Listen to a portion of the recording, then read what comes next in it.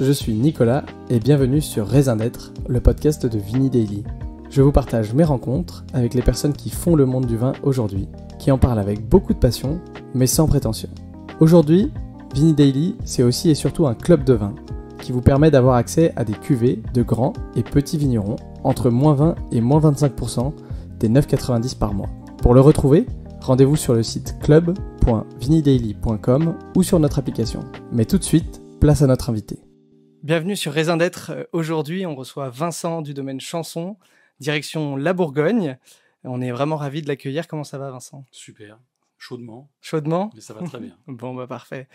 Alors, petit programme d'aujourd'hui, on va parler un peu de toi, Oui. de ton parcours, de ton arrivée au domaine Chanson, de vos projets, et puis de nos deux, thématiques principales et très importantes pour nous, qui sont les enjeux du dérèglement climatique et environnementaux, et le vin et les jeunes. On aura la chance également de déguster une cuvée que tu nous as rapportée gentiment. Surprise. Écoute, je te propose pour commencer tout simplement de te présenter. Très bien. Donc, alors j'ai 52 ans, je suis marié, j'ai trois enfants, 3 garçons. Je suis né en Alsace, donc pas bourguignon de souche, et en plus pas totalement français, puisque mon père est français, ma mère est allemande. Et je n'étais pas du tout issu du milieu du vin, puisque mon père est général, donc un environnement, un univers très différent. Et donc j'ai eu l'occasion de travailler dans plusieurs régions, et on pourra y revenir après, pour arriver, maintenant ça fait à peu près 22-23 ans en Bourgogne. Ok, et ben justement on va commencer par le début, comme tu le dis si bien.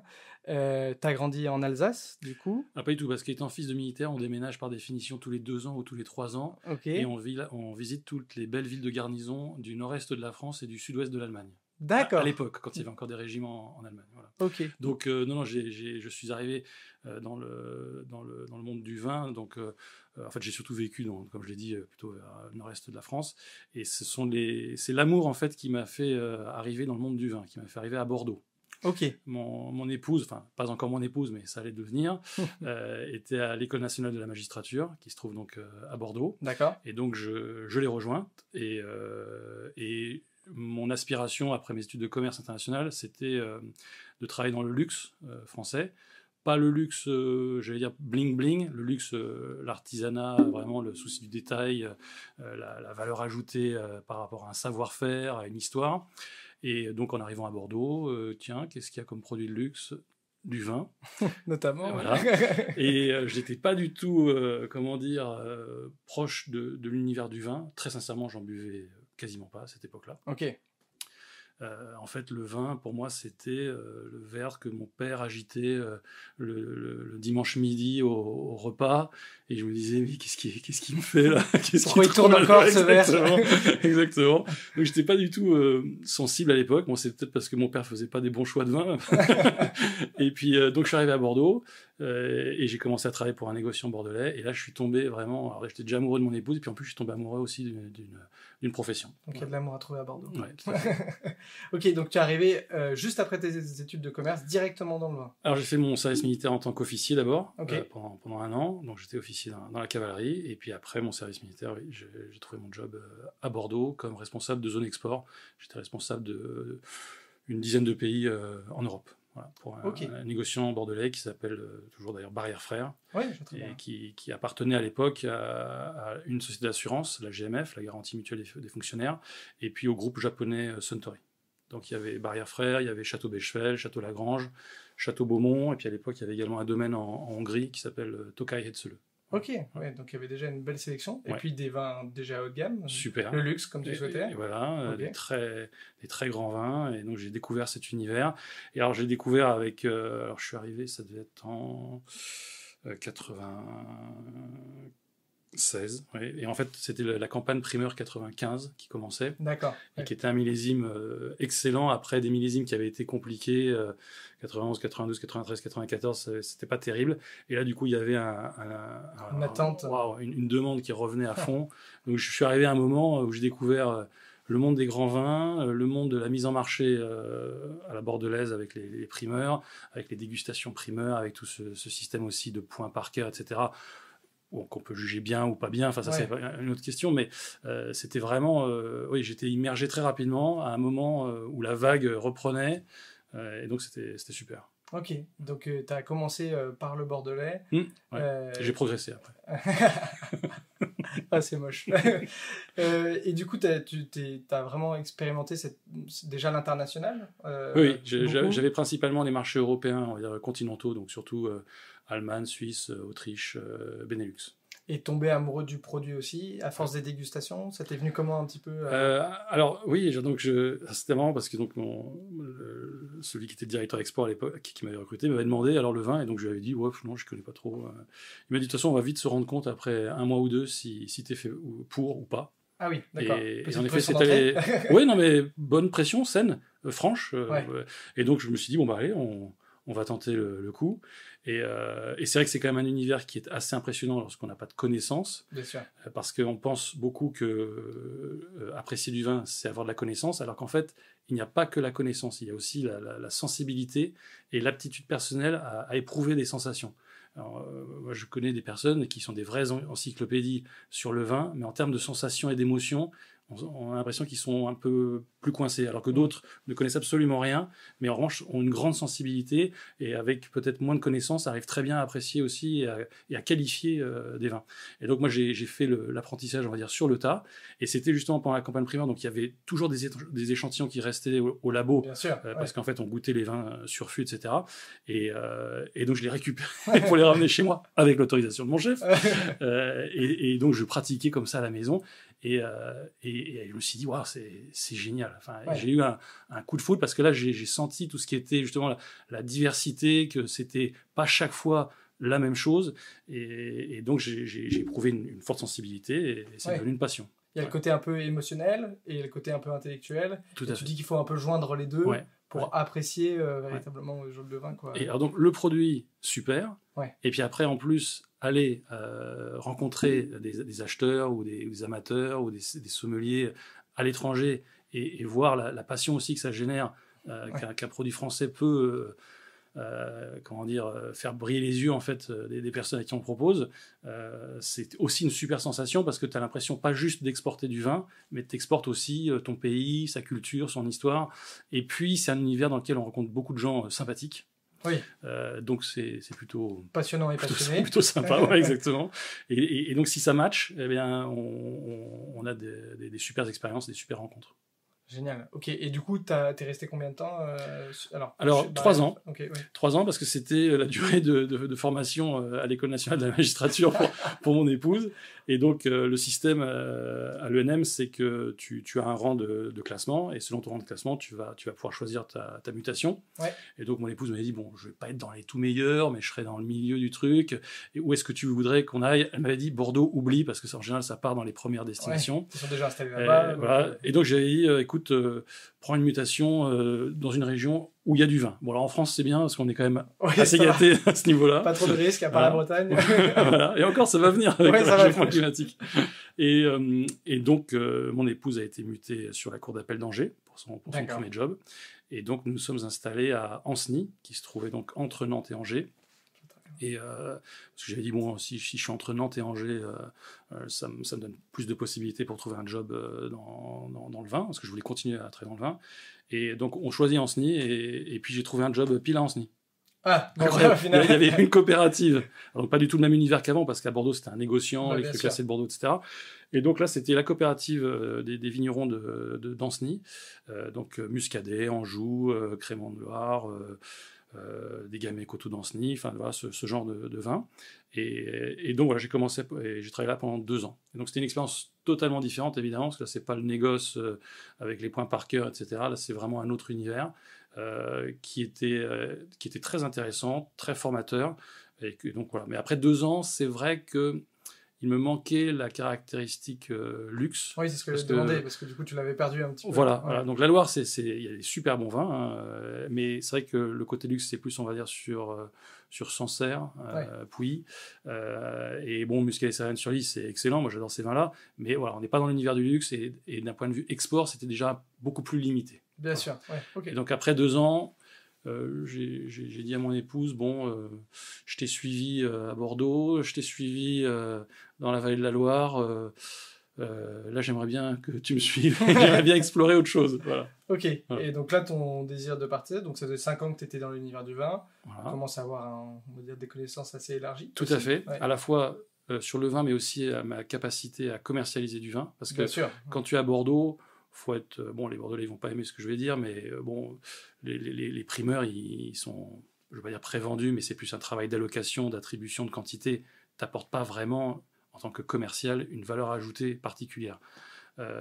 Quand tu es dans le muscadet, là tu sais si tu apportes une valeur ajoutée commerciale parce que personne t'attend. Bien sûr. Ouais, et donc si tu réussis à faire du business, convaincre, en fait. Exactement. Ouais. Et donc là j'ai compris que j'avais à la fois une sensibilité de vin haut de gamme et que j'avais aussi une bonne capacité une bonne force de conviction. D'accord. Voilà. Ok. Et je me suis dit, alors il faudrait que j'arrive à combiner les deux et que j'aille dans une région. Parce que ce que j'adorais dans la coopérative, c'est que je mettais en marché les vins que l'équipe dans laquelle je travaillais produisait. Ce qui n'est pas le cas quand tu es dans un négoce à Bordeaux, puisqu'en fait, tu achètes une allocation de temps de caisse de Grand Puy Lacoste, de Cos d'Estourel, etc. Mais finalement, c'est pas ton équipe qui a fait les vins. On va recevoir des caisses qu'on va renvoyer chez quelqu'un. C'est très excitant, mais il me manquait le contact avec le produit. Oui, il faut bien différencier deux choses. Du coup, là, c'est du négoce uniquement, on achète des bouteilles de domaine pour les revendre, VS faire du négoce en tant que domaine, qui est acheter des raisins et les transformer. Et les transformer. Ouais. Donc, en fait, quand j'étais à la coopérative, ce que j'avais adoré, c'était la transformation, donc de A à Z, de la vigne jusqu'à la commercialisation. Et je trouvais ça super de faire partie de cet ensemble. Et donc, mon objectif, c'était de revenir dans l'univers du luxe, mais pas à Bordeaux, parce que j'avais déjà fait, parce que je voulais pas justement être juste, un intermédiaire qui fait passer une caisse à un autre. Je voulais vraiment aller dans une entreprise qui a ses vignes, ou qui achète des raisins, qui les vinifie, qui les élève, qui a son style, qui a sa patte, et qui après cherche à les commercialiser dans le monde entier. Parce que ce que j'aime bien, c'est défendre en fait un peu un drapeau ou des couleurs, tu vois ce que je veux dire. Oui, bien sûr. Et pas être une fois je vends ça, on défend sa maison aussi d'une certaine manière, et pas juste le fait de commercialiser, quoi.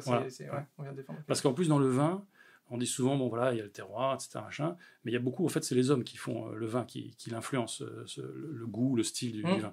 Et donc, quand tu travailles dans une équipe, tu fais partie, en fait, un peu de ce qu'il y a également dans la bouteille ou dans le verre. Voilà. Donc, D'ailleurs, donc après la Loire, je me dis, bon, je vais pas à Bordeaux, alors qu'est-ce que j'ai ? Bon, déjà, j'ai eu l'accord de mon épouse pour changer, déjà. C'est bien. Pas mal. Bon, c'était un bon deal, elle m'a dit, fais-moi un enfant, et puis comme ça, je pourrais faire une pause. Donc, c'est parfait, allons-y. Signons. Et donc, je me suis dit, où est-ce que je pourrais aller ? Et donc, j'avais repéré, pour moi, il y avait donc la Bourgogne, il y avait le Rhône plutôt septentrional, et puis la Champagne. Okay. Voilà, c'était les trois régions que j'identifiais. Où il y avait à la fois le luxe, à la fois la propriété potentiellement, et du négoce aussi. Exactement. Voilà. Et donc, le hasard de la vie m'a amené en Bourgogne. Voilà. Donc, j'ai commencé donc chez Bouchard Père et Fils, William Fèvre, Champagne Henriot. Donc à l'époque, c'était avant que ce soit vendu à Artémis, c'était le groupe Henriot, voilà. Et donc j'ai eu l'opportunité en 2001 de rentrer dans ce groupe Henriot, et j'avais la triple casquette, Champagne Henriot, Chablis William Fèvre et Bouchard Père et Fils, sur toute la zone Europe, alors pays scandinaves, Benelux, Allemagne, etc. Donc responsable export, Europe, on va dire. Exactement. Voilà. Europe hors UK. Voilà, c'était ça. On était une équipe de 4-5, super équipe. C'était le tout début en fait de rachat par Henriot, qui avait acheté Bouchard en 96 et William Fèvre en 98, et qui avait donc réorganisé. Donc il y avait toute une nouvelle équipe pour redynamiser en fait ces belles entreprises qui avaient des super potentiels, mais qui, comme beaucoup d'entreprises du 18e, qui sont un petit peu anciennes, parfois elles sont un peu dans des phases, tu vois,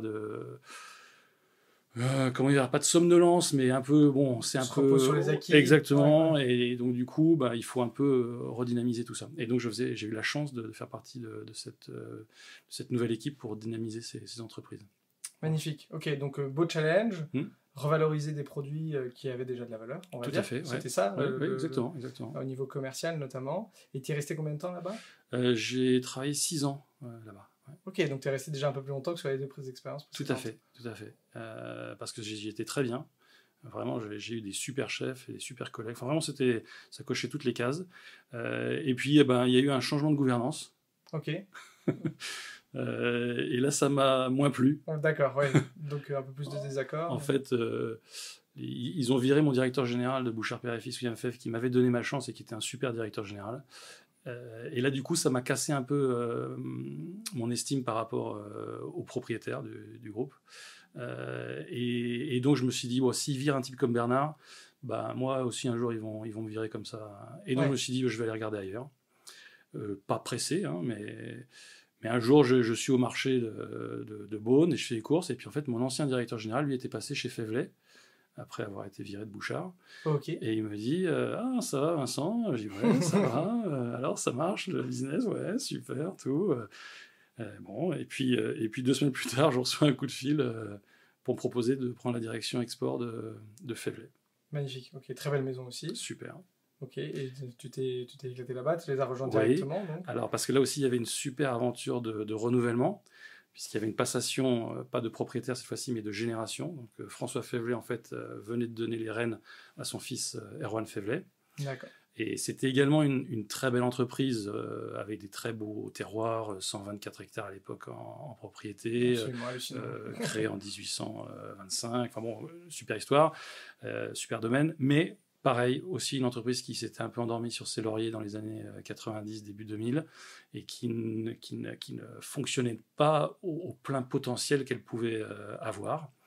Et donc, quand Erwan a pris les rênes, qu'il a pris les services de Bernard pour le coacher, là, j'ai senti qu'il y avait également de nouveau une nouvelle aventure to revamp, une beauté un peu ternie par le temps. Et donc, j'y suis allé et c'est exactement ça qui s'est passé. Beau défi encore. Magnifique. Beau défi commercial en fait, parce que le produit est là et on vient vraiment revaloriser le produit à hauteur de le produit est là, mais les vins ont été changés d'un point de vue stylistique. D'accord. Il y a vraiment eu... on décide... Là, il y avait les vins de Fevlet du père étaient très bien, mais ils avaient un style particulier, ils étaient très tanniques, ils étaient très extraits. Et du coup, c'était des vins qui étaient bons, mais il fallait vraiment être... pas patient, il fallait être super patient. Il fallait oublier les vins en cave avant de les apprécier. Or, ce qui changeait un petit peu là dans le courant des années 2000. Oui, et en plus, on n'a pas besoin de faire des vins qui soient hyper structurés et j'allais dire imbuvables jeunes pour qu'ils aient de la capacité de vieillissement. En fait, un très grand vin, il est bon jeune, il est bon entre deux et il est bon vieux.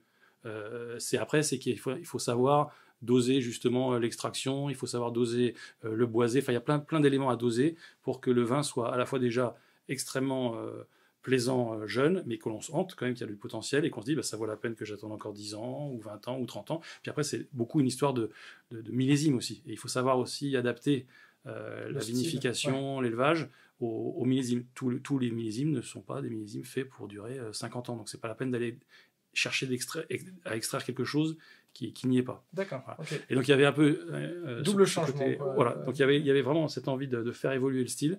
Et Erwan est un type extrêmement ouvert, très à l'écoute. Et il avait fait d'ailleurs avant de prendre Bernard Hervé, avant qu'il m'embauche, il avait fait le tour des marchés. Il s'était quand même rendu compte qu'il avait des commentaires qui allaient souvent dans la même direction. Et en fait Bernard l'a aidé à franchir le pas pour se dire je me sens autorisé parce que c'est très compliqué pour des membres de famille, d'oser toucher. Voilà. On sent qu'ils ont toujours les ancêtres qui les regardent. D'ailleurs, dans le couloir de chez Fevlet, on voit les tableaux des X générations qui se sont succédées.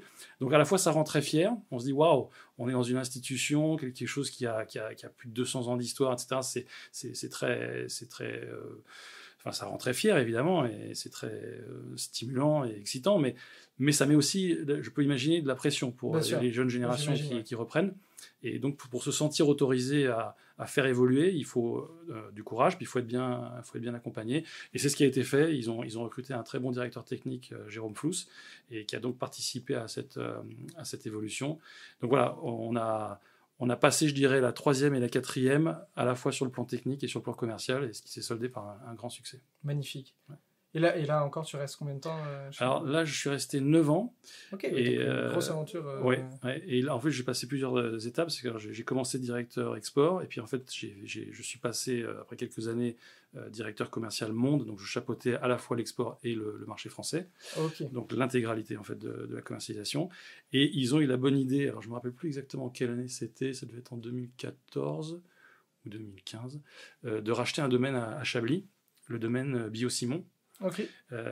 Qui, pareil, avait une 40aine d'hectares de grands crus, de premiers crus, qui était déjà reconnu, qui avait un bon niveau qualitatif, etc. Mais on sentait qu'on avait encore aussi du potentiel ouais.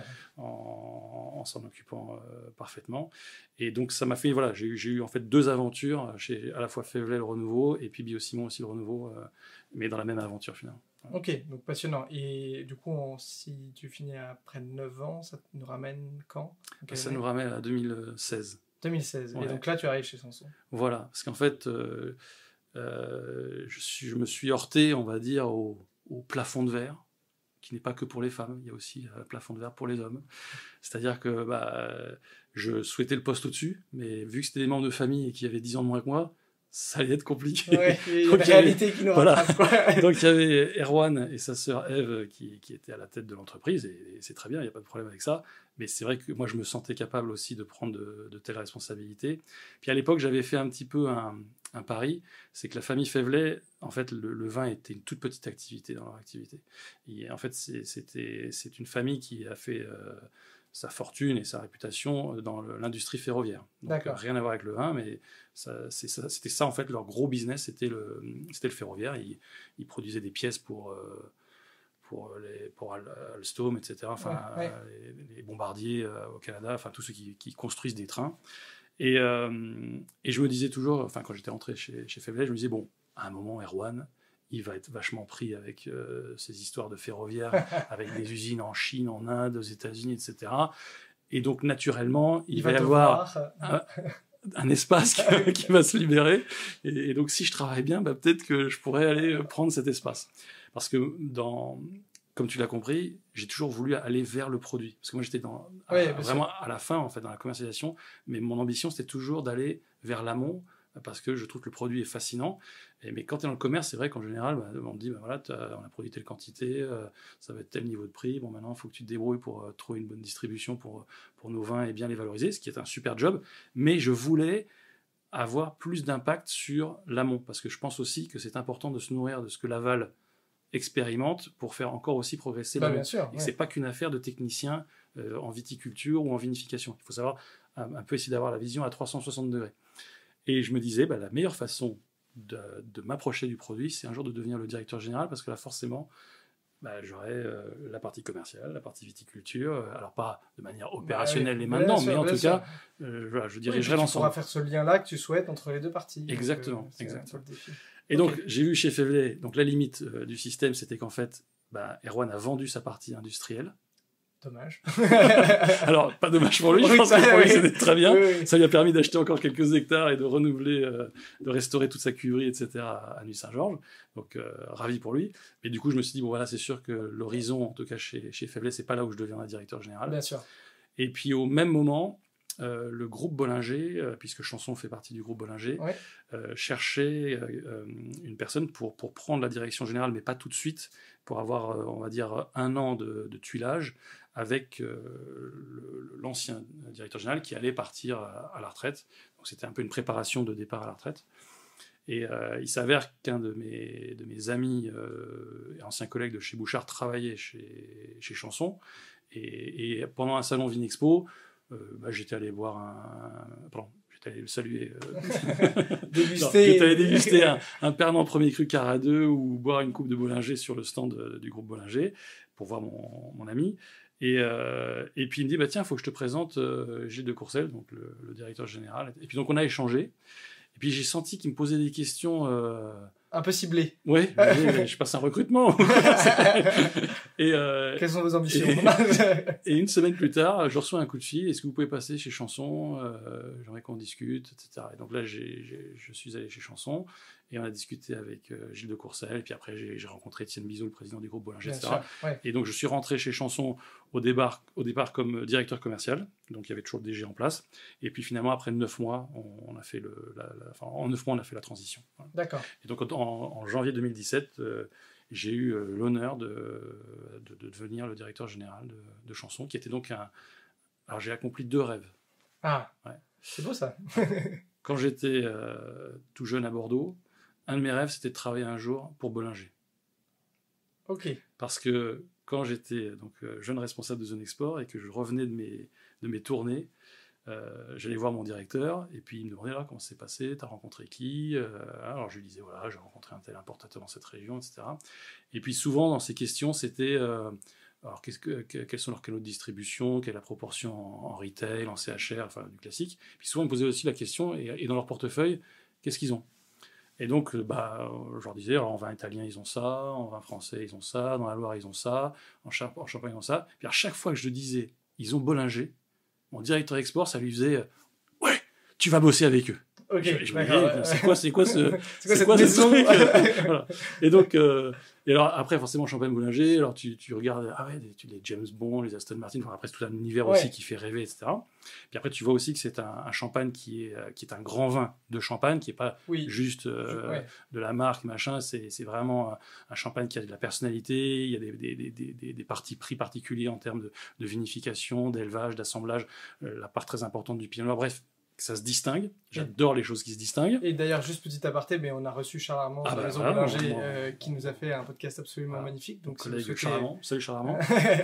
Si vous voulez l'écouter, c'est avec grand plaisir. Ouais. Donc, voilà. Qui se débrouille super bien, qui est vraiment un super type.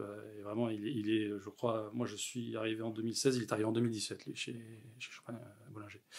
Et donc, toute ma vie, quand il y a eu des naissances, des promotions, des changements de job, des événements, j'ai toujours fêté ça en allant acheter une bouteille de champagne Bollinger. Incroyable. Et pour moi, c'était un rêve, en fait, et même peut-être un rêve inaccessible. Et donc, quand je suis devenu directeur général de Chanson, j'ai réalisé donc 2 rêves. C'est à la fois donc, de prendre la responsabilité de directeur général et de rentrer dans le groupe, alors pas Champagne Bollinger, mais dans le groupe Bollinger. Et donc, je me rappellerai toujours quand j'avais eu mes premiers entretiens avec le président du groupe et que je suis allé à Paris pour le rencontrer et que j'ai vu la plaque Bollinger, déjà, je me disais, waouh, tu vas y arriver. Et quand j'y étais, et qu'une fois j'étais chez Champagne Bollinger pour faire une réunion avec notre importateur commun aux États-Unis, et que j'ai traversé la grille de la cour de Champagne Bollinger, où il y a marqué Champagne Bollinger au-dessus, magnifique. Ça m'a fait un frisson qui revient d'ailleurs, tu vois, quand j'en parle. Et donc voilà, c'est... Ok, donc double rêve voilà, 2 accomplissements. au moment d'arriver d'arriver dans le groupe Bollinger et à la tête de la Maison Chanson. Est-ce que tu peux nous dire du coup 2 mots un petit peu de la Maison Chanson? Oui, bien sûr. Alors donc la maison et le domaine Chanson, parce que ça c'est toujours la grande histoire, on va dire en Bourgogne, négociant, domaine. Alors nous on est les 2 à la fois. Ouais. On a un superbe domaine de 43 hectares. Alors en fait maintenant on a 93 hectares, mais je le dirai après. On en reparlera juste après, avec grand plaisir. Donc, historiquement, nous avions, enfin, en tout cas, quand je suis arrivé, on avait 43 hectares en Côte de Beaune, des premiers crus. Alors, on a un grand cru sur la montagne de Corton, un Corton blanc. On a des premiers crus sur Pernan-Vergelès, sur Savigny, sur Beaune, sur Chassagne, sur Centenay. Et puis, donc, on n'est pas une énorme entreprise à l'époque. Donc, pareil, parce qu'il y a des choses qui ont changé récemment, mais nous étions 35, donc c'est une petite PME, on se connaît tous. Et on a donc des vins qui sont de la Côte de Beaune, essentiellement, évidemment, par le domaine. Mais après, voilà, on achète également des raisins, des mous, pour avoir une gamme un peu plus élargie. Et on fait des vins aussi de la Côte de Nuit, on fait des vins de Chablis, on fait des vins de la Côte chalonnaise et des vins du Mâconnais. Voilà. Et des Bourgognes régionales. Donc la différence, c'est la propriété est concentrée uniquement sur la Côte de Beaune. Exactement. Et le négoce c'est pour compléter la gamme en allant chercher ça sur toutes les sous-régions, on va dire, de la Bourgogne. Tout à fait. Voilà. Okay. Ensuite, alors on peut dire qu'on commercialise 65% à l'export, 35% en France. On ne fait quasiment pas de grande distribution. On a un client en grande distribution en France, c'est Monoprix, et sinon on ne fait pas du tout de grande distribution, ni ailleurs dans le monde. Donc on est très orienté caviste, restaurateur, et puis après, bien sûr, la vente aux particuliers, par Internet, par notre caveau aussi à Beaune. Et tu parlais, là on aborde un peu la partie commerciale. Tout à l'heure tu disais il y a un lien entre le commercial et le stylistique. Est-ce qu'il y a une identité des vins particulière sur la maison Chanson? Alors les vins, ils ont évolué, je dois dire, depuis que je suis arrivé. Ils étaient très bons aussi avant, mais un peu la même problématique, si je puis dire, que j'avais déjà vécu chez Faivelet, des vins qui étaient très structurés, très extraits, et qui parfois, justement, en fait, si tu veux, les gens goûtaient nos vins, et puis ils disaient « Waouh, ouais, c'est bien, c'est bon, mais il faut vraiment attendre. » Bon, alors, ça va un certain temps, mais au bout d'un moment, t'as envie que les gens te disent « Waouh, c'est super bon, et j'ai envie d'en acheter une, et j'ai envie de la partager avec mes amis ce soir. » C'est aussi ce critère de buvabilité exactement. Dont on parle, le fait d'équilibre, qui fait que les vins, tout de suite, peuvent apporter déjà beaucoup de plaisir, tout en étant encore dans leur jeunesse.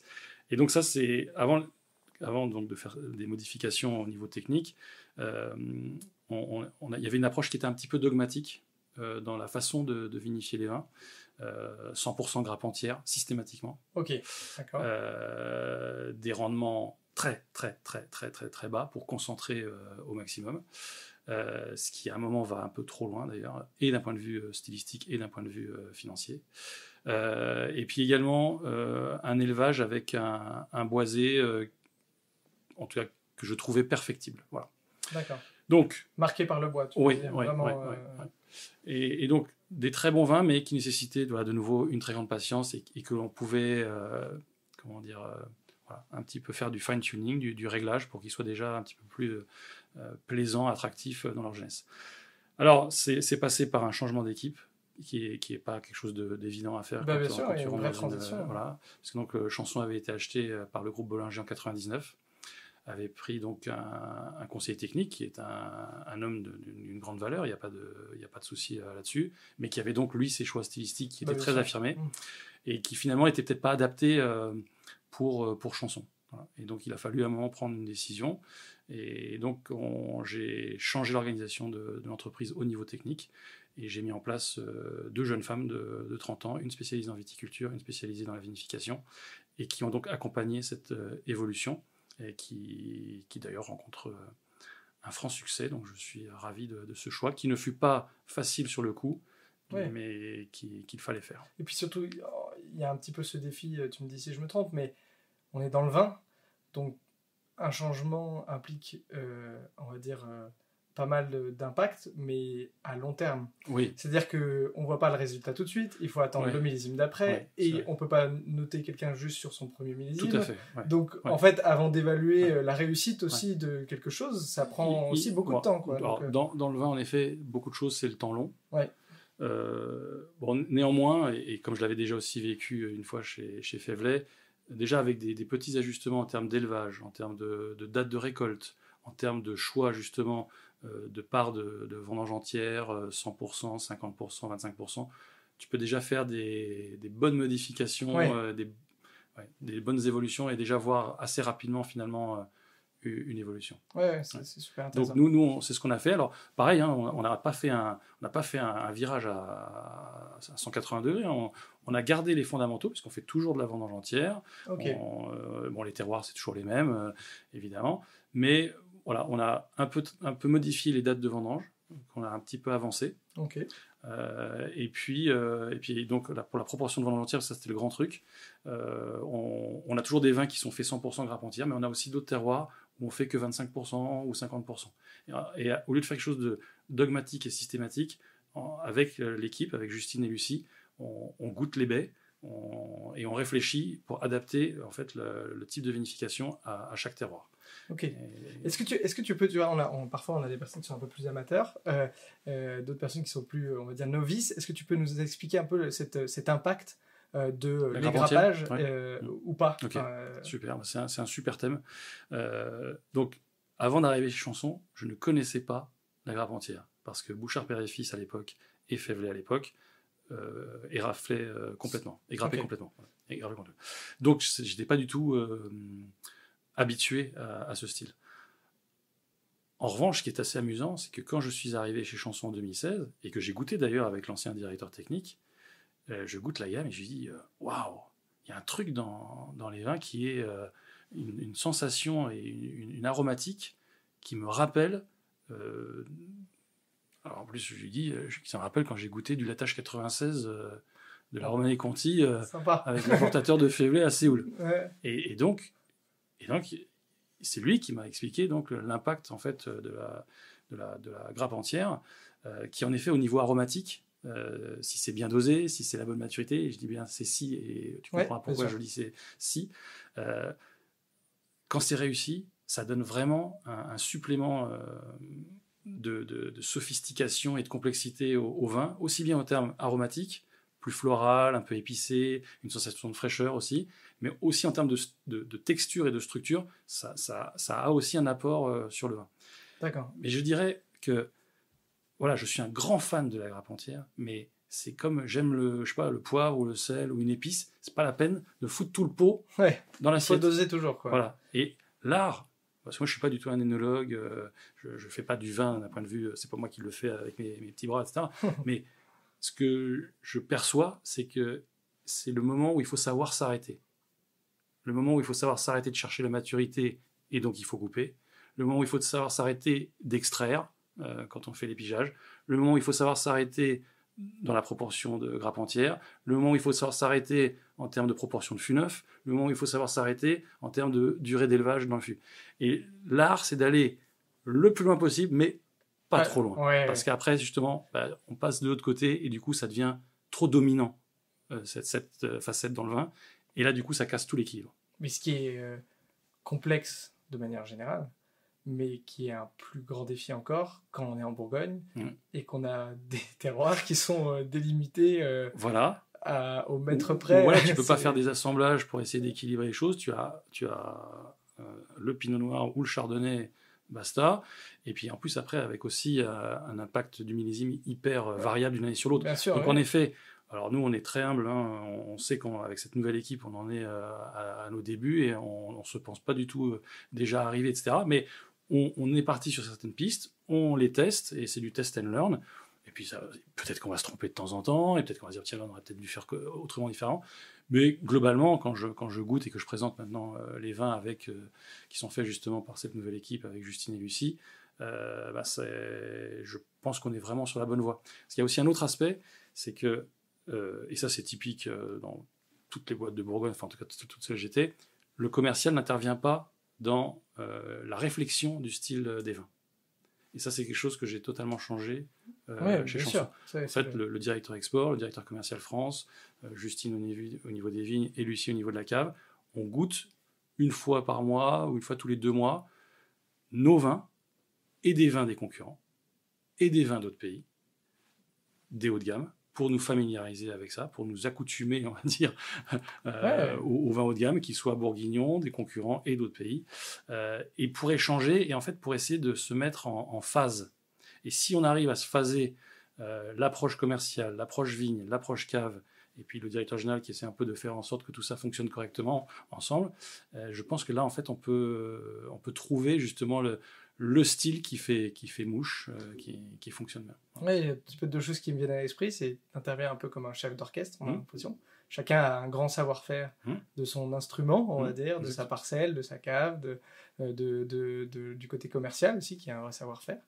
Et toi, tu interviens pour chapeauter tout ça. Voilà, synchroniser et créer cette... Parce que souvent, il y a une sorte de climat conflictuel entre le commerce, la vigne et la vinification dans les entreprises. Parce que bon, quand c'est pas bon, les commerciaux disent c'est pas bon, c'est pour ça que ça se vend pas. Quand ça se vend, c'est parce que le vin est bon, etc. En fait, non, c'est jamais ni tout blanc, ni tout noir. Enfin, c'est un ensemble. Et si la chaîne fonctionne correctement, tout l'ensemble fonctionne correctement.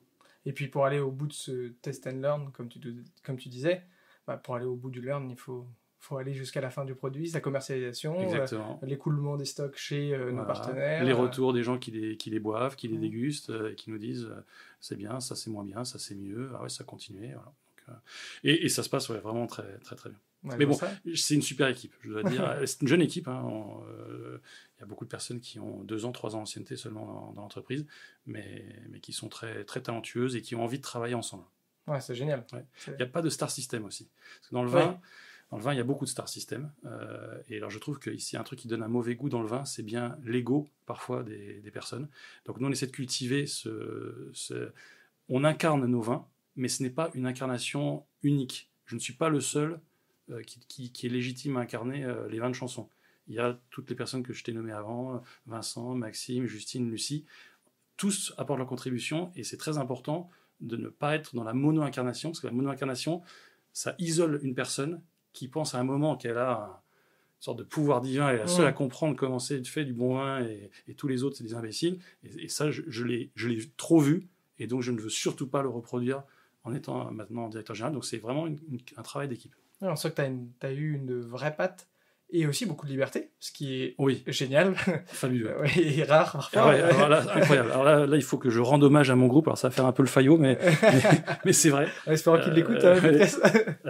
J'ai une chance incroyable. J'ai pris les rênes de chansons, et j'ai eu l'autorisation de transformer, mais vraiment en profondeur, l'entreprise. Du sol au plafond. C'est un niveau de confiance. Au niveau commercial, au niveau management, au niveau même transformation du modèle économique, on en parlera après. Oui, c'est phénoménal. Et alors, ils ont été extrêmement patients, parce que j'ai fait tous ces changements internes au moment où, en externe, la tempête se déchaînait. Les mouvements sociaux, les gilets jaunes, la taxe Trump, le Covid. Donc quand tu transformes en interne, tu es sûr que ça va générer des turbulences, etc. Mais alors si tu génères des turbulences en interne, et qu'en externe, c'est la tempête, et je dois dire, j'ai eu quelques années très difficiles, où je me suis beaucoup posé de questions, et je me disais, waouh, c'est pénible, parce que je prends des décisions très engageantes, très, très, très lourdes de conséquences, et malheureusement, parce que dans le vin, on voit pas tout de suite les résultats. En plus, si le contexte n'est pas favorable, je me disais, waouh, ça va pas durer longtemps, parce que ce n'est pas probant. Voilà. Et c'est la grande chance de travailler pour un groupe comme le groupe Bollinger. C'est un groupe familial. Donc c'est X génération. Champagne Bollinger, ça a été fondé en 1829, si je ne me trompe pas. Et ils ont cette notion du temps. Et donc, ils m'ont laissé mener le projet jusqu'au bout. Et en 2021, le ciel s'est dégagé. On a passé ces histoires de Covid. Le commerce mondial a repris. Et en fait, toutes les transformations que nous avions faites, et qui n'étaient pas probantes jusque-là, eh bien, elles ont trouvé leur raison d'être. Et là, c'est parti. Je parlais de vague tout à l'heure, mais là, on était sur la vague, en position haute. Et donc, on a eu 2 super années, 2021 et 2022, qui nous ont donc confortés dans les choix qu'on avait faits, et puis aussi dans la transformation qu'on voulait mener. On va en parler. Oui, avec grand plaisir. Alors, tu parles de 2021. Oui. 2022 comme année absolument extraordinaire pour la reprise du commerce. Très, très bien, oui. On reprend l'activité, le monde s'ouvre à nouveau. Oui. Fini le Covid, et 2023 apporte plein d'autres nouvelles pour le domaine chanson. C'est notamment pour ça aussi qu'on était super contents de te recevoir aujourd'hui, avec une acquisition, mais je te laisse en dire plus. Donc en effet, je me suis pas trompé en amenant cette bouteille, parce qu'on se dit, le type de chanson, il amène une bouteille de Château des Trois, c'est quoi ? C'est pas la même étiquette en plus. Alors en fait, oui, c'est la nouvelle acquisition qu'on a faite en 2023. On a eu l'opportunité d'acheter ce domaine qui exploite 50 hectares en Côte-Chalonnaise, principalement sur la commune de Mercurey. 50 hectares, sachant que c'est énorme. Nous avions 43 hectares, historiquement, donc qui ont été un domaine de 43 hectares qui a été construit entre 1750 et aujourd'hui. Ouais. Et puis en une année, on le fait passer de 43 hectares à 93. C'est efficace. Super, tout à fait. Franchement, c'était pour nous, quand on nous a parlé de ce dossier, mon boss, Étienne Bizot, m'a appelé, il m'a mis un SMS, il m'a dit, Vincent, j'ai un ami banquier qui m'a parlé qu'il y aurait un domaine à vendre en Côte-Chalonnaise, 50 hectares, ça nous intéresserait ? Et je lui ai dit, Étienne, c'est extraordinaire, c'est inespéré, parce que ce n'est pas un hasard, tout ça. Quand on était au plus fort de la crise en 2020, on a fait tout un travail en fait sur notre stratégie, parce qu'on se rendait compte que le modèle économique de Chanson, comme le modèle économique d'ailleurs de beaucoup de nos concurrents, était mis à mal par un déséquilibre offre-demande qui allait devenir chronique et le réchauffement climatique en est une des raisons, c'est-à-dire que les récoltes sont de plus en plus petites en Bourgogne. Donc les rendements plus faibles, voilà. Donc moins de bouteilles. Voilà. Le dérèglement climatique, il a créé des incidents climatiques plus fréquents, comme la grêle, le gel aussi, et puis le stress hydrique, le manque d'eau, qui a forcément moins d'eau, moins de jus, moins de vin. Et au même moment, donc dans ces 10 dernières années, la demande pour la Bourgogne n'a jamais été aussi forte. C'est la région la plus sexy en France pour le vin. Bon, au monde presque. Ouais, alors après ça va faire français qui est un peu arrogant, donc c'est pour ça que je ne veux pas le dire, mais c'est vrai, c'est quand même la région la plus sexy dans le monde. À l'export aussi, il y a énormément de succès, quoi. On n'est pas que sur du marché local, quoi. Alors qu'il y a 23 ans, quand j'ai commencé chez Bouchard, c'était considéré comme une région un peu has-been, poussiéreuse, et je me souviens quand j'allais voir les importateurs, quand j'étais avec Bouchard, ils me disaient ouais, mais regardez ce que font les gars du Nouveau Monde, les Bordelais, les Italiens, vous avec vos étiquettes antédiluviennes, etc., le style des vins, gna gna gna. Bref, vraiment, on avait l'impression d'être les derniers des derniers, et en 20 ans, c'est devenu la région la plus sexy dans le monde du vin, quoi. Voilà. C'est incroyable. Ouais. Donc c'est un côté cyclique au final, parce qu'elle l'a déjà été, elle le redevient. Tout à fait. De toute façon, en effet, dans le vin, à mon avis, c'est toujours cyclique. Donc, faut se méfier aussi, parce qu'il peut y avoir des hauts, il peut y avoir des bas. Mais c'est vrai que là, pour l'instant, depuis une quinzaine d'années, on est tout le temps en croix. En fait, depuis Lehman Brothers, donc depuis 2009, on est constamment en augmentation de chiffre d'affaires, etc. Donc la demande n'a cessé d'augmenter. Il y a eu l'accident Lehman Brothers et après tout ça c'est remonté. Incroyable.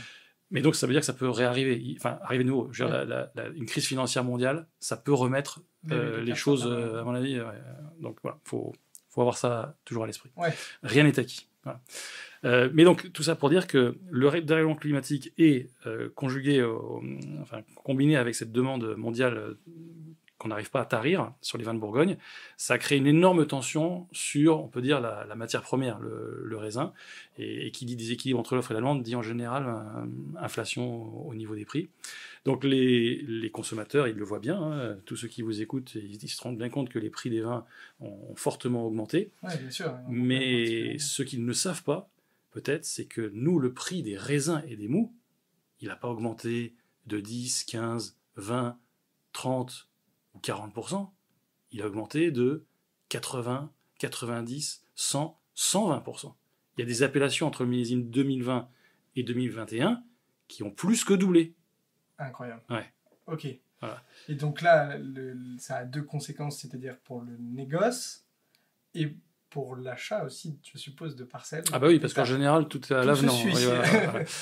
Donc pour ça, pour dire qu'on sentait que cette activité de négociant allait devenir peut-être un peu plus à risque d'un point de vue rentabilité et d'un point de vue économique. Et donc on s'est dit, on a de la chance, on a déjà quand même 43 hectares, c'est extraordinaire. Et il faut que l'on modifie notre modèle économique. Et au lieu d'être 25% vin de domaine, 75% vin de négoce, essayons, peut-être pas d'inverser la balance, mais d'équilibrer. Voilà. Donc, essayons d'être déjà à 50-50 et nous verrons bien l'intérêt que ça a sur le plan économique. Donc, l'intérêt, c'est que tu maîtrises l'approvisionnement, tu sais ce que tu as. Tu maîtrises les coûts, même si les coûts sont aussi tributaires de la météo, parce que forcément, quand tu fais une demi-récolte comme en 21, tu as la même masse salariale, tu as les mêmes frais, donc le prix de revient, il change aussi. Hein, donc, mais bon, peut-être plus maîtrisable quand même. Et donc, pour une pérennité à long terme, on s'est dit, c'est ça la bonne formule. Et on a rédigé un plan stratégique dans lequel j'étais pas tout seul. Hein. Il y avait également des personnes du groupe Bollinger, il y avait même des importateurs ou des filiales de distribution qui étaient aussi impliquées. Et donc on a rédigé ce plan stratégique qui s'appelle, enfin maintenant je veux dire qui s'appelait, parce que nous l'avons réalisé totalement en 2 ans, qui s'appelait le plan Harmonie. Et Harmonie, c'était que les choses travaillent de manière harmonieuse, qu'on arrive à trouver un équilibre qui fait que le négoce, le domaine, nos distributeurs, on ait un modèle qui soit source de succès pour nous, comme pour nos distributeurs et comme pour les actionnaires aussi, etc. Donc c'est le fameux test and learn, mais sur une autre échelle, quoi. Oui, voilà, exactement. Et Et donc, dans ce plan stratégique, il y avait plusieurs axes. Et le dernier axe, c'était faire l'acquisition de 40 hectares en Mâconnais ou en Côte-Chalonnaise. Ouais. Mais franchement, quand j'avais écrit la phrase et que je la présentais en conseil d'administration, c'est vrai, c'était extraordinaire, l'idée. Mais je me disais, et je le disais d'ailleurs honnêtement, on va pas rentrer dans une boutique au coin de la rue et tiens, je vais prendre 40 hectares de Mâconnais ou Côte-Chalonnaise. Ça se vend pas tous les jours. Non. Et donc là, on se dit, bon, bah là, on est parti pour 10 ans, 15 ans, on va acheter un petit bout par-ci, un petit bout par-là. Et après, voilà, 10 ans, on va réussir à faire à peu près un patchwork plus ou moins cohérent. Donc c'était extrêmement, comment dire, c'était très ambitieux et même un peu, comment dire, quasiment impossible à réaliser. Enfin, 40 ou 50, franchement, c'était impossible. Ouais. Franchement, c'était impossible. Mais bon, comme quoi, bah si. Mais c'est ça. Oui, voilà. Et justement, du coup, on en vient à cette acquisition en 2023. Alors, ça a commencé en 2022, pile un an d'ailleurs. On avait fait notre première visite du château d'Étroit il y a un an. C'était un domaine qui appartenait avant à une famille de Mercurais depuis X générations. Je crois que les premières traces de ce domaine, ça date de 1720. Et qui avait été racheté il y a 5 ans par des investisseurs. Ils étaient 8 personnes qui étaient plutôt profil banque et qui étaient, je pense, passionnés de vin et qui se disaient tiens, on va mettre quelques sous, on va acheter un domaine en Côte-Chalonnaise, ce qu'ils ont fait. Et après 5 ans, je pense qu'ils ont réalisé. Alors les pauvres, c'est vrai qu'ils se sont pris les millésimes 2020-2021 qui ont été portions congrues. Et justement, le modèle économique, même pour un domaine, mais quand tu perds la moitié de ta récolte, quand tu viens d'acheter, bon bref, enfin, c'était très dur pour eux. Et ils se sont rendus compte qu'ils n'auraient pas aussi peut-être le temps à consacrer, parce que ce sont tous des personnes qui ont des jobs très prenants par ailleurs. Et je pense qu'ils se sont dit à un moment, bon allez, on va revendre. Voilà. Et donc voilà, ça, c'était l'occasion pour nous. C'est incroyable parce que au-delà de récupérer 50 hectares, c'est 50 hectares d'un seul domaine. Voilà, ouais. C'est doublement exceptionnel. Ouais. Vous n'avez pas fait 2 acquisitions, 3 acquisitions, c'est une seule. Une seule. Et tu vois, j'y étais mardi, j'ai sillonné presque toutes les parcelles de Mercurais. Donc j'ai sillonné 32 hectares mardi, toute une journée. Et on va refaire la même chose la semaine prochaine avec ma chef de culture, Justine. Parce que c'est la fête de la fleur, donc c'est la fleur, c'est la fête, puisqu'il y a beaucoup de fleurs et donc il va y avoir beaucoup de fruits, donc tant mieux. Mais donc on fait cette tournée, pas tout le temps, mais là c'est un moment un peu critique, donc il fallait le faire. Et en une journée, voilà, j'ai pu faire 30 hectares et qui se trouvent finalement tous dans un périmètre de 1 km autour du domaine en lui-même. C'est exceptionnel. Ouais, donc, en plus, assez regroupé. Ouais. Donc c'est fabuleux. Fabuleux. Bon, alors, il y a quand même des côtés moins fabuleux. Faut pas non plus être trop. C'est pas tout rose non plus. Comme beaucoup de domaines et comme beaucoup de vignes en Bourgogne. Le dérèglement climatique a aussi des effets sur le dépérissement des vignes. Il y a des plants de vignes qui ont été sélectionnés il y a 30-40 ans, qui étaient des choix judicieux peut-être à l'époque, mais qui s'avèrent ne pas être finalement des bons choix par rapport à cette évolution du climat. Et donc il y a un taux de mortalité en Bourgogne qui est assez élevé, j'ai plus exactement le pourcentage en tête, mais ça veut dire qu'il faut renouveler son vignoble. Et donc nous, il y a quand même un gros travail justement pour remettre toutes ces vignes à l'optimum. Donc on a un plan d'arrachage, replantation qui va se faire sur 10-15 ans.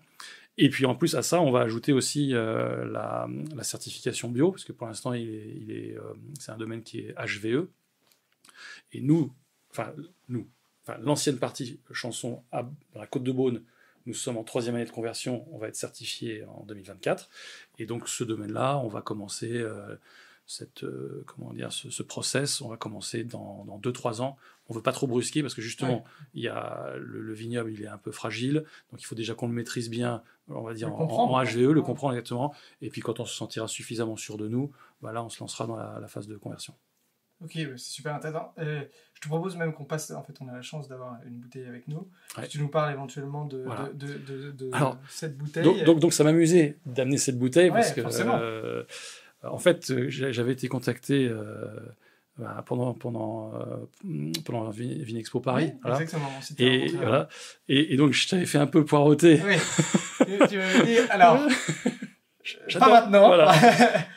On se recontacte mi-avril. Ouais, parce que je me disais, c'est quand même con d'y aller maintenant, alors que ça se trouve, dans 2-3 mois, je vais avoir un truc incroyable à raconter. Voilà. Donc, merci, tu as été patient. Et ça valait la peine. Oui, et donc, très content. Et donc, c'est vrai que ce matin, quand j'ai quitté mon domicile et que je suis allé chercher une bouteille que j'avais dans ma cave, je me suis posé la question, est-ce que j'amène une bouteille de chanson, parce que c'est quand même le thème.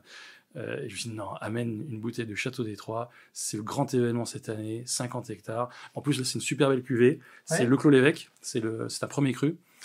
C'est le vin emblématique d'ailleurs de ce domaine de Château d'Étroit. Donc, on a 6 hectares sur une superficie totale qui est d'un peu plus de 20 hectares. Donc, on est un acteur sérieux de cette appellation, voilà, qui est un des premiers crus les plus réputés de Mercurey. Et puis, je voulais amener aussi ce vin parce que c'est un millésime 2021, donc c'est un millésime qui n'est pas trop dans l'extraction et la concentration. Il y a beaucoup de finesse, il y a une belle acidité, une belle fraîcheur. Donc c'est parfait avec ces jours très chauds. On l'a mis un petit peu au frigo avant pour qu'il descende un petit peu en température. Et du coup, là, voilà, on a un vin qui est plein de fruits extrêmement rafraîchissants et très, très équilibré en bouche, comme on va pouvoir le constater.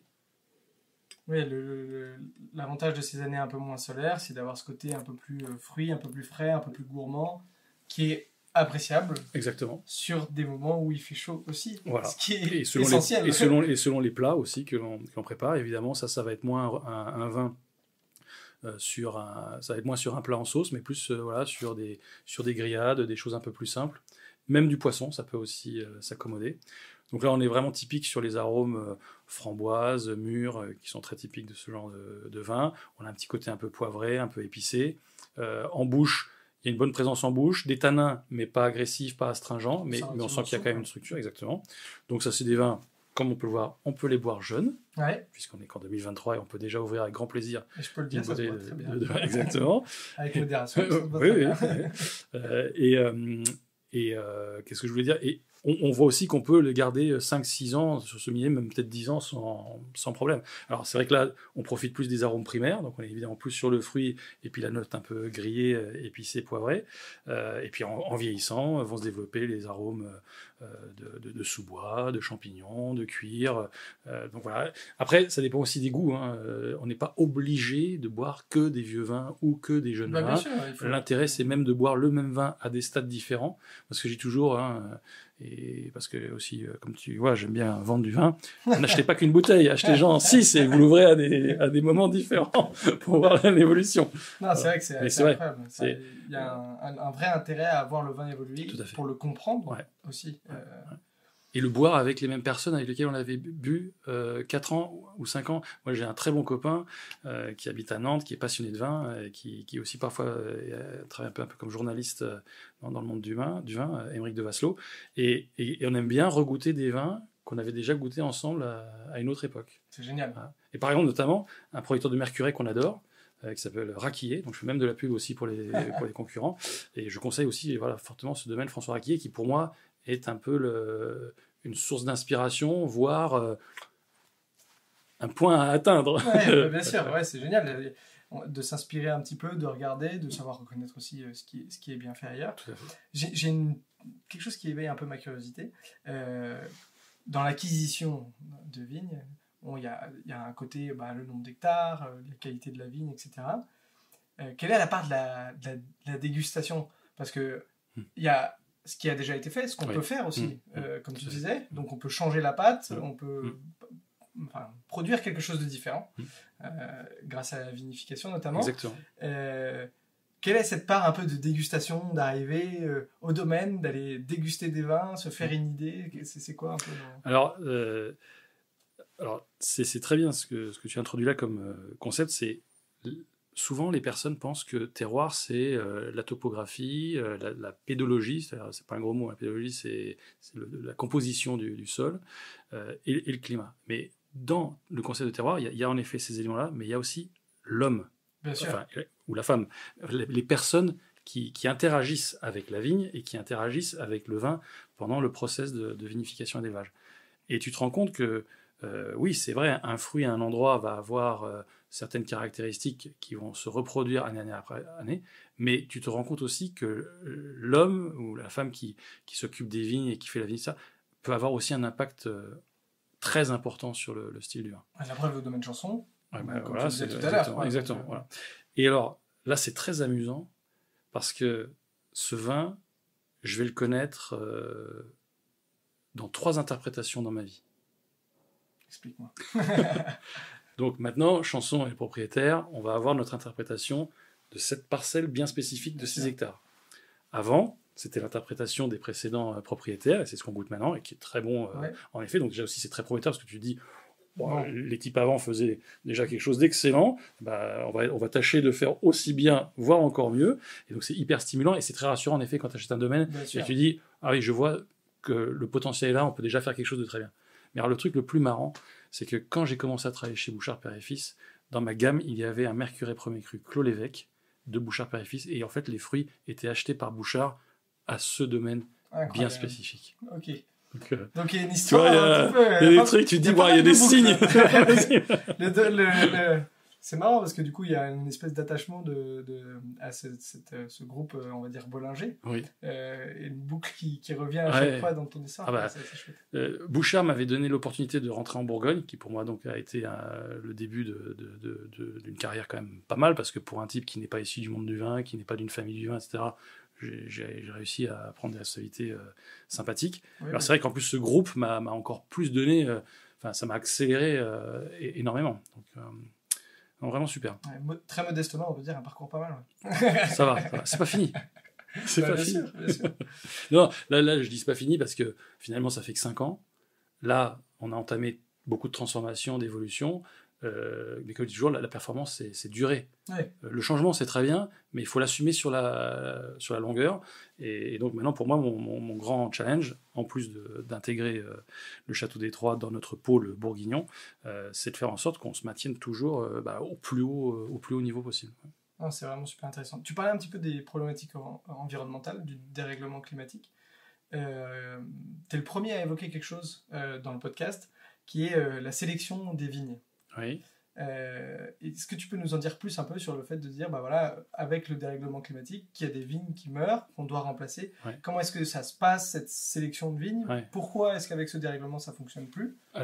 C'est un sujet que je pense qui est très, très long. Mais... Alors bon, moi, je ne suis pas un super spécialiste dans le détail, parce que je ne suis pas ingénieur agro, mais bien forcément, j'y suis confronté parce qu'il y a des décisions à prendre. Mais je vais juste prendre l'illustration du domaine Chanson. Donc, dans tout ce qui a été replanté il y a 30-40 ans, il y avait un clone, dont je ne me rappelle plus, il a un nom de code 1164, je ne sais plus quoi, qui à l'époque avait été sélectionné parce que justement c'était un clone qui allait produire des vins très fins, très élégants, etc. Donc c'était des très bonnes raisons de le sélectionner. Mais voilà, il a été planté à une époque où le climat n'était pas le même qu'aujourd'hui, et il s'avère malheureusement qu'il ne supporte pas du tout ces conditions de sécheresse. D'accord, ok. Donc ça pose une grosse... Enfin non, il faut plus poser de questions. Oui, c'est qu'il faut le remplacer. Ouais. Mais tu imagines bien que quand tu dis, on remplace, c'est une décision extrêmement difficile à prendre parce que c'est pas du jour au lendemain où tu vas reproduire. Hein. Tu vas arracher. Normalement, il faut un temps de repos aussi pour la terre. Ouais. Il faut replanter. Quand tu replantes, déjà légalement, tu perds l'appellation pendant 4 ans. Pendant 4 ans. Voilà.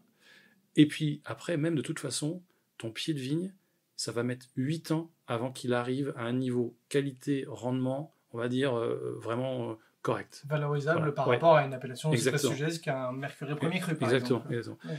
Et donc, il faut être malin et il faut bien prendre des bonnes décisions. Et ça, justement, j'ai ma chef de culture qui fait tout un planning en fait sur 10 ans, 15 ans, pour qu'on arrive à renouveler, mais sans qu'il y ait un impact non plus trop important sur notre production totale, parce qu'il y a des enjeux économiques qu'il faut savoir préserver. Et qu'est-ce qu'on replante ? Et là, du coup, c'est elle qui est la spécialiste et qui fait des choix de plantes qui sont censés justement être plus adaptés, en effet. Pour l'instant, donc nous, on fait toujours évidemment du pinot noir et du chardonnay, mais se pose même la question, je lis de temps en temps des articles où j'entends des échanges, où d'ailleurs se pose même peut-être la question, est-ce qu'un jour ce sera peut-être autre chose que du pinot noir et du chardonnay qui sera planté en Bourgogne. Alors on n'y est pas encore maintenant, mais ça se teste et les gens y pensent. Ouais. Et c'est quoi alors il y a à la fois des cépages qu'on connaît déjà, type Syrah, des choses comme ça, mais il y a aussi ils essaient de retrouver des cépages anciens. Alors là, je ne comprends pas pourquoi les cépages anciens. J'avoue, il faut que je me documente là-dessus, mais ils recherchent des très anciens cépages à remettre au goût du jour, mais je vois pas pourquoi des très anciens cépages qui n'étaient pas justement dans une phase où il y avait du dérèglement climatique, ou en tout cas du réchauffement climatique, pourquoi ils seraient tout d'un coup mieux adaptés maintenant, parce qu'à l'époque, finalement, ils ont disparu, parce que qualitativement, peut-être, ils n'étaient pas non plus très satisfaisants. Donc là, j'avoue, mon ignorance, et il faut étudier. Bon, de toute façon, il ne faut pas se précipiter, les choses se font dans le temps long, et c'est bon, hein, le vignoble bourguignon ne va pas mourir du jour au lendemain, mais il y a un sujet. Non, c'est incroyable, parce que vu qu'il y a du temps long, l'anticipation doit être beaucoup plus grande. Ouais, aussi, tu vois, si tu es sur un cycle de 10-15 ans. Ouais, il faut voir à 10 ans dans le monde du vin. Et puis tu vois dans 10-15 ans, et tu peux te tromper. Faut que ça soit, tu peux te tromper, et en plus de ça, il faut que ça soit valable, pas que pour les 10-15 prochaines années, il faut que ça soit valable pour les 30, 40, 50. Exactement. Ouais, donc il y a un vrai défi. Un vrai défi, et puis ce qui du coup aussi doit faire cultiver une forme d'humilité, parce que souvent il y a un peu aussi des sortes de religions qui se mettent en place avec des défenseurs de ça, des défenseurs de ci. Un côté assez même extrême, je trouve, dans le monde du vin, parfois, par rapport à des positions... à la limite, chacun fait comme il le sent, hein, c'est pas la peine de vouloir forcément convertir les autres. Hein. Moi, je veux dire, si nous, on prend nos décisions, on observe évidemment ce que font les autres, et après, on se forge notre intime conviction, sachant qu'on peut pas avoir de certitude. C'est très dangereux, les certitudes. Bien sûr. Et après, forcément, il y a une prise d'un peu de risque, mais ça fait partie du business. Oui, ça on est obligé, de toute façon. Ouais, exactement. Ouais. Écoute, on a la chance d'avoir comme partenaire le Nez du Vin, que tu connais sûrement. Oui, tout à fait, oui. Le Nez du Vin, c'est 54 arômes synthétisés pour essayer de se familiariser justement avec la dégustation. Tu parlais de quelques arômes tout à l'heure, justement dans le vin. C'est un super moyen de s'entraîner à les retrouver, et surtout pas seulement les retrouver, mais à les nommer, puisque le plus dur, c'est pas forcément de te dire je connais. C'est très difficile. Mais comment ça s'appelle aussi, quoi. J'en ai sélectionné 3. Tu vas en sélectionner 2 parmi ces 3-là, et puis je vais te laisser tout simplement les sentir. Ces 2-là. Hop, c'est parfait. Je t'en prie, vas-y, tu peux les ouvrir, les sentir, et moi en attendant, je vais en profiter pour déguster un petit peu plus du fameux Clos l'Évêque. Alors ça, c'est champignon de Paris. Chapeau, c'est exactement ça. Cerise. Chapeau bas. Est-ce que tu veux t'aventurer sur le 3e sur une grande lancée ou... Comme Björn Borg, il faut savoir s'arrêter au top. En fait, comme l'extraction, comme tout le reste. Eh ben écoute, super, je te remercie. En fait, j'ai trouvé ça absolument génial, cet échange, parce que... Moi aussi, merci. On a évoqué tous les sujets qui nous sont importants. J'ai peut-être un dernier petit sujet, c'est un peu les jeunes et le vin. Ah oui, et si tu permets, j'aimerais aussi parler du handicap dans le monde du travail et des femmes. Oui. Alors, on fait une petite parenthèse là-dessus, vas-y, je t'en prie. Alors, oui, parce qu'on en avait parlé un petit peu avant, chez Chanson, on a la place de la femme est très importante. On a plus de managers femmes maintenant, et plus d'ouvriers femmes aussi. Enfin bref, en fait, on est une majorité de femmes dans l'entreprise. Ce n'était pas une volonté, j'ai pas fait ça pour du marketing, etc. Mais c'est le hasard qui a fait qu'en fait, beaucoup de femmes ont postulé pour ce nouveau projet de chansons. Et donc, pour nous, c'est quelque chose de très important. Alors, j'ai été très bien formé par mon épouse, qui est magistrate, et qui m'a toujours fait comprendre que les femmes veulent travailler, parce que étant de famille, fils d'officier avec maman au foyer, j'étais pas du tout dans cette culture. Oui, parce qu'il faut qu'elle suive le mari. Voilà, exactement. Et donc, ça a toujours été quelque chose que ma femme a fait découvrir, cette place de la femme dans la société, et aussi où je me disais que si un jour j'étais dirigeant, je ferais en sorte que ça puisse vraiment se développer de manière tout à fait naturelle, ni forcer non plus la chose, le trait, et ne pas le faire avec des fins de communication, mais le faire vraiment avec un impact sur la société. Voilà. Et puis, je te parlais du handicap dans le monde du travail parce que quand on a fait notre travail sur la responsabilité sociale des entreprises, lorsqu'on s'est réunis à 35 et on s'est dit, bon alors, le bien-être des salariés au travail, très bien, ok, super. L'impact sur l'environnement, très bien. On va faire notre bilan carbone, on va se certifier bio, on prend tout ça en compte, super. Et puis, il y avait le troisième axe qui était donc notre impact sur la société en tant que société qui va avoir un impact positif sur la cité. Voilà. Et donc, on s'était concerté. Il n'y avait pas beaucoup d'idées, pour être très honnête. Et puis, à un moment, moi, j'ai dit que j'avais une idée, mais que je ne voulais pas l'imposer. Et c'était justement sur le handicap dans le monde du travail. Parce que j'avais été contacté par des personnes qui vont ouvrir un café joyeux à Dijon. Je ne sais pas si tu connais le... Ouais, bien sûr, voilà. Et donc, ils cherchaient des partenaires. Et donc, j'avais été invité à une soirée par des copains dans mon village. Et ils nous ont présenté ça. Et j'avais trouvé l'initiative extraordinaire. Et pourtant, je ne suis pas du tout touché par ce sujet. Personnellement, voilà, exactement. Il n'y a pas de personne dans ton entourage. Et du coup, je suis allé revoir mes salariés en disant, on a un peu du mal à trouver notre axe RSE. Franchement, j'ai trouvé un truc super. En plus, voilà, c'est pas du tout... Je n'oriente pas, je ne veux pas, par rapport à des considérations personnelles, etc. Mais je vous disais, ça, c'est un beau projet. D'autant plus que, sans le savoir, on le faisait déjà, puisqu'on fait travailler dans la vigne des sociétés qui emploient des personnes à handicap. D'accord. Et donc, on s'est dit, bon alors, on fait déjà travailler des personnes avec du handicap par des sous-traitants au niveau de la vigne. On va sponsoriser cette ouverture du Café Joyeux à Dijon. Et on s'est dit, maintenant, en fait, la prochaine étape, c'est d'avoir des personnes à handicap dans notre équipe. Et ce qui est le cas. Magnifique. Je voulais aussi en parler parce qu'une entreprise, c'est pas que du vin, c'est aussi une ambiance, un état d'esprit. Si on veut que ça marche bien, il faut qu'il y ait un sentiment de fédération. Et c'est par ce genre de choses qu'on arrive à fédérer en fait une équipe. Et donc on en vient aussi à ce côté jeune. Alors les jeunes, oui. Parce que c'est pas que en externe, c'est comment on s'adresse aux jeunes, mais aussi en interne. Tout à fait. Voilà. Donc moi je suis le vieux de la bande. Donc j'ai 52 ans et je suis entouré de managers qui ont entre 29 et 34 ans. Ok, voilà. Donc équipe relativement jeune. Directeur export, directeur France, responsable vigne, responsable cave, responsable administratif financière, ils ont tous entre 29 et 34 ans. Génial. Ouais. Donc c'est super intéressant d'être stimulé par ça. Super, ouais. Et d'un point de vue peut-être un petit peu plus marketing ou commercial, c'est un défi aujourd'hui qu'on a, les jeunes, en tout cas en France, parce que c'est pas forcément le cas dans tous les pays. Je ne sais pas si c'est un désintérêt, mais il y a une partie une plus grosse partie qui consomme moins de vin. Comment est-ce que, soit à travers le domaine chanson, mais de manière générale, tu vois ça Alors, ce que je vois déjà, c'est que ce qui est bien, c'est que les jeunes deviennent vieux.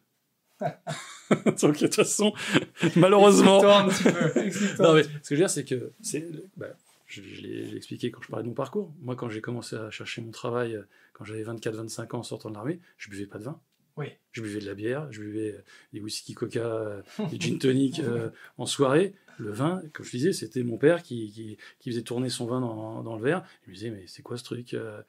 Et en fait, il y a à un moment dans sa vie, on est exposé au vin. De manière positive, je veux dire. Ça arrive par des copains, ça arrive par un mentor, ça arrive par des collègues de bureau. Et puis, si ça ne plaît pas à tout le monde, je dirais, c'est pas grave. Le but dans la vie, c'est pas de plaire à tout le monde. De toute façon, du vin, on va en produire de moins en moins, puisqu'on l'a vu avec le dérèglement climatique, ça pose ce problème. Et que les gens en consomment moins, mais mieux, moi, ça ne me pose pas de problème particulier. Il faut quand même se rappeler qu'à une époque, les gens, ils buvaient du vin comme de l'eau. J'ai connu, alors ça fait vraiment vieux schnock, mais quand j'ai commencé chez Bouchard, on commençait juste à dire, pendant les vendanges, on ne sert plus de vin pendant la journée pour que les gens s'hydratent. On va passer au jus d'orange et à l'eau. Ouais. Okay. Waouh. Et c'était une révolution.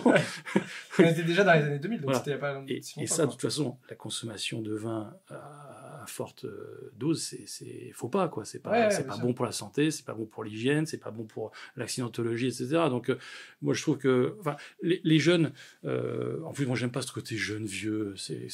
Pour moi, c'est pas vraiment un débat. Je crois que, qu'on soit jeune ou qu'on soit vieux, on veut chercher des sensations, on veut trouver des sources de plaisir, d'intérêt, de satisfaction. Le vin, ça sera quand même toujours lié à la gastronomie, à la culture, au tourisme.